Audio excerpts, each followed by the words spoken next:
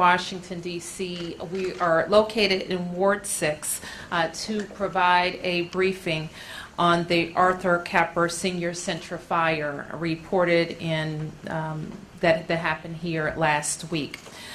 This morning, a 74-year-old resident was discovered in the building. The resident was found by crews hired by the building owners to evaluate the safety of the structure. This resident was transported to the hospital with non-life-threatening injuries. And when the resident was discovered, the search was turned over to fire and EMS and ATF. I was just briefed by the structural engineer hired by the building owner on the safety of the building. As I reported last week, they have been in the building making the structure safe for our fire marshals to enter the building. And that's when this resident was found. Clearly, this has prompted all of district government agencies to re-verify with the building owner and building management all contacts with tenants and make sure that those contacts match the efforts that we have undertaken this weekend to make sure every resident, whether they were placed in a hotel last Thursday and Friday, or whether they're with family and friends, that they have contact and that they have available services. And that work has been ongoing throughout the weekend. I want to now, I don't know if the chief has any further thing to further add, but we'll answer any questions that you have at this time. Madam Mayor, was this man in the building, in his apartment since the fire? We believe yes. So he stayed in his apartment throughout the whole fire? We believe yes. How did he survive it all? I can't really tell you about his condition at this point, except that he has non-life-threatening injuries. It appears that, based on the report that I got from the building workers, that he was sitting in his apartment. The workers helped him into a chair and out of the building, and he is now being treated. Are there any more residents unaccounted for, to your knowledge? To my knowledge, and what I want to be very careful is that the building management's information, we already know one case, this case, where it didn't match up with what they said. And I want to check that with all of our work this weekend. As I mentioned, we are trying to match each household with a case manager. Last week, we knew that we had assessed 132 households. We know that there were 161 occupied units. We know the vast majority of those residents have come to us and sought transitional hotels to stay in. Some are in non-acute nursing care, and others we believe are with family and friends. So that group of people, which is less than 30, we are rechecking to assure that they are accounted for. We asked, based on a number of households that we hadn't reached over the weekend, for the fire department to recheck those units. And we expect them to enter the building shortly to do that. Fire and EMS, along with the structural engineers, will also be entering the building with canines to assist us with the search. Mayor, are you satisfied with the performance of all the city agencies involved in this? And are you suggesting that it's the building manager and contractor that's to blame for this man being inside for 5 days? Well, we did not know he was in the building, and so that all of us we certainly looked at the building management to tell us who lived in the building and if those people were accounted for, the tenants. We always knew that any household could have a visitor that we didn't know about, and that's why completing all of the searches is what is in the fire department's protocol. But just to confirm, he was the resident there, so he should have We been on the books? believe yes. What Was he floor not found on the on? books in there? I can't. I will say there have been a couple of lists, and we believe that he was a resident of the second floor. And So can you then, okay. I was going to say, can you confirm whether or not his unit was searched during the initial response, or? I can tell you, as the chief reported last week, that the fire department went in and conducted what they call a primary search. Well, they'll bang on doors, they'll enter units, they'll go into units. And so I can't say specifically what happened with this unit, but I think as the investigation unfolds, we'll know more. Mayor, do you know if that man's name was on any of those lists that you saw that was provided to you by the Caper owner? I'm going to ask my team who has seen those lists from the management company to respond, because I got a report this morning that he didn't show up on at least one list, on a rent rolls list, and I believe, though, that what was provided by the management company, or what they told us, is that he was on the list and that he was accounted for. What were you? Second. Okay.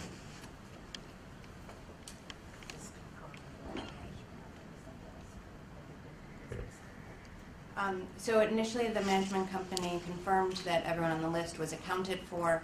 Today, they acknowledged that they had not laid eyes on him personally, although they had the other people who they checked off on their list. What was their reason for saying then, if they hadn't laid eyes on him, how could they say that he was accounted for? That's an open question. So did they say that he wasn't accounted for after he was discovered? Yes. What would you say to this? I mean, I imagine maybe you're going to go visit him at the hospital later. What would you say to this man? My focus now is making sure that Fire and EMS and the building owner have all the resources that they need to complete the searches of the building, get our fire marshals into the building so that we can complete our investigation, make sure our human services agencies can continue the case management work that is so important, because keep in mind we have 161 DC households who have been burned out of their homes and they have lost everything.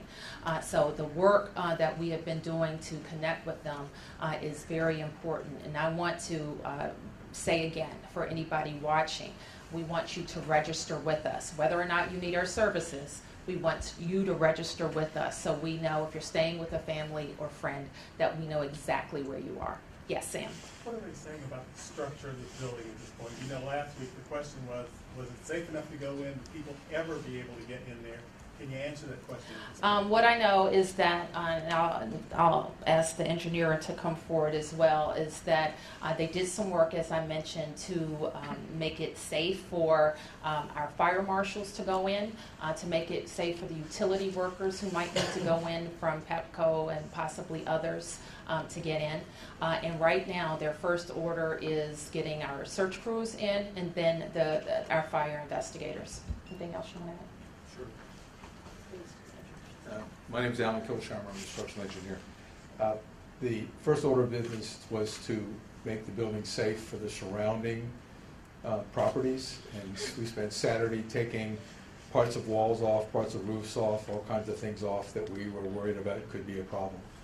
Subsequent to that, this morning we were beginning to check every unit to be able to tell the fire inspectors that they could safely get into the units. We sometimes got into units, sometimes we had to pry the door, sometimes we weren't able yet to get the door open. But we finished that first mapping. That's when we found this gentleman who answered when we were making noise at his door. He had a sense of humor when I said, "We're coming to get you." He said, "I'm not going anyplace." But anyhow, he was taken out. We're now going back in with the fire department and the canines to check every unit again from scratch, and we have all the tools and equipment to open doors if we have to, and we've mapped it. Later on today, we have a couple more things we want to take off the roof of the building, and when we're done with that, we're going to tell the fire people that it's safe for them to go in certain locations. When we're done with that, then we're going to begin the evaluation of the building. And I've been through the whole thing myself personally. We looked at all the drawings. It's all going to be a function of time and money, which is what most things are, as to how much of the building can be saved or not, and which is more time and cost efficient to do it. So we haven't made that determination yet. I feel comfortable it can be done. The question is which is more efficient to do. Can people get their stuff out? That's what a lot of people What we're doing now is part of this allowing the fire inspectors in. When all the fire inspectors in, we've made it safe enough, or will have made it safe enough, for a team of professionals to go into each unit and get whatever they can of lists that people have asked for in their units, and they'll be put in boxes and returned to those people. Essentially, from being in all the units, a large percentage people can get personal belongings out of, not furniture and stuff like that, but personal belongings. There's a few units that there has to be debris taken out of it first to get at some of those things. Alan, Spell your name, sir. Pardon me? Spell your name, please. Kilsheimer, K-I-L-S-H-E-I-M-E-R. Alan, you had a chance to talk to the gentleman. Could you tell us any I more put him in about? his chair and we got him out, yes. Tell me how he was doing and what he said to you besides, I'm He not had a going. sense of humor. I said, "Can you see?" He said, "I can see your ass," but, because I thought he was blind. And he wanted to walk out, and we said, "No, we're gonna put him in a chair." So we put him in a chair and sent him out. For somebody that's been in that situation for as long as this, he seemed incredibly in good shape from my perspective. Did I'm he not a Is he doctor. wheelchair Did he say bound? what he was doing the last 5 days? I didn't ask him that. I just wanted to get him the hell out of there. Does the unit have electricity, water? There was no well, we turned the electricity off finally Saturday night. There was lots of water in the building if you wanted to use that water, but there were water bottles on his kitchen counter, but I don't know if he got up from where he was to get them. I didn't ask him that. And that this was his the own second wheelchair? floor? I believe he was on the second floor. This was his own wheelchair that he had in? No, we put him in a kitchen chair and carried him out ourselves. Okay, so he was able to walk then? He wanted to walk out. I didn't want him to walk out. Did he say why he stayed in there? No, he didn't say, but if I had to use crowbars and construction workers to get into his door, he would have had to use them to get out. So there was no way for him, in my opinion, to get out. He was trapped in there? Trapped you're in the saying? room? Pardon me? He couldn't open a door, he was trapped in there? The bottom line is, a lot of these doors, because of heat and stuff, they swell and you can't get them open. And so you have to pry them open with bars like this. That's how we got the door open. Can we ask the fire chief a question, please? What's your question? Chief, when you do a primary search, are there any records kept of where you've gone in the building and whether, and how are you assured that you have checked everywhere in a fire ground?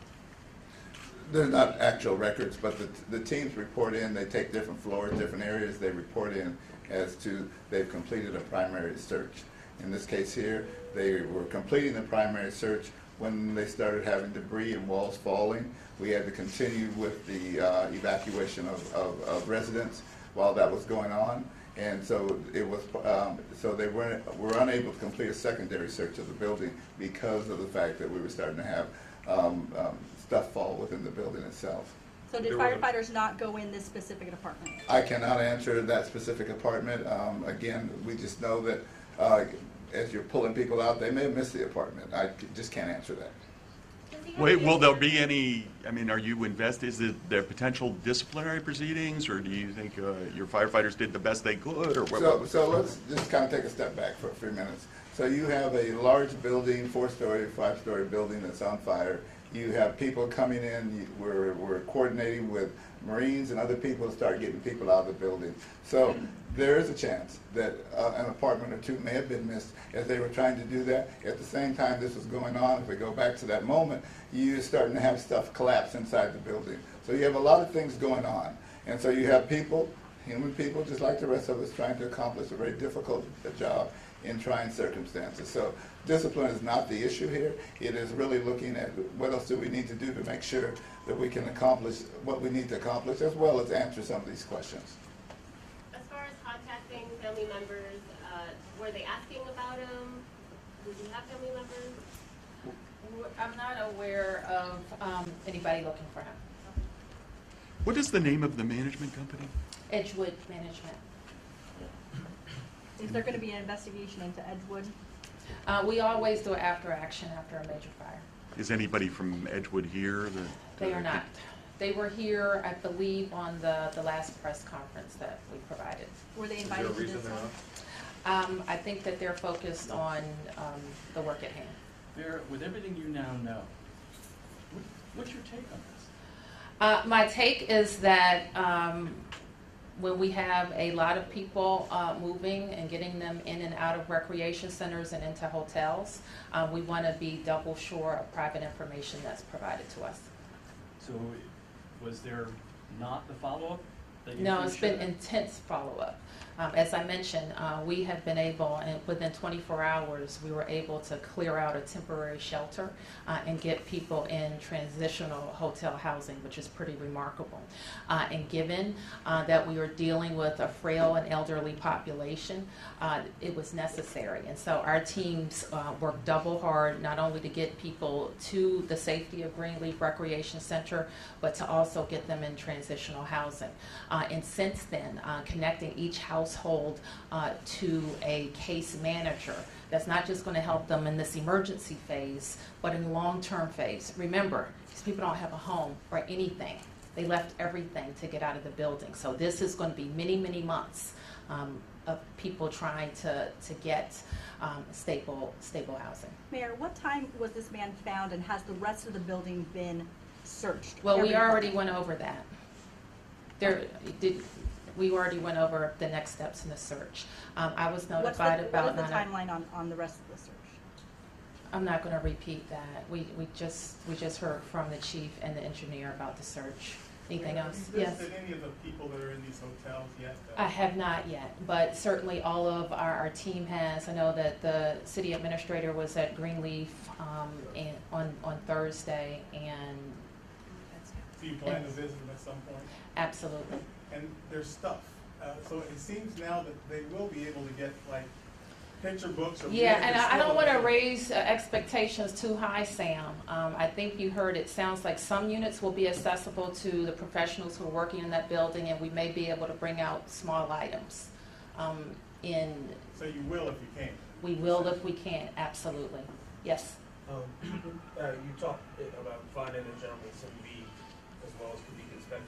Do you know anything about his medical condition either prior to today, finding him today, and how was his mental condition as far as anybody assessing him coming out of 5 days of being in a building that?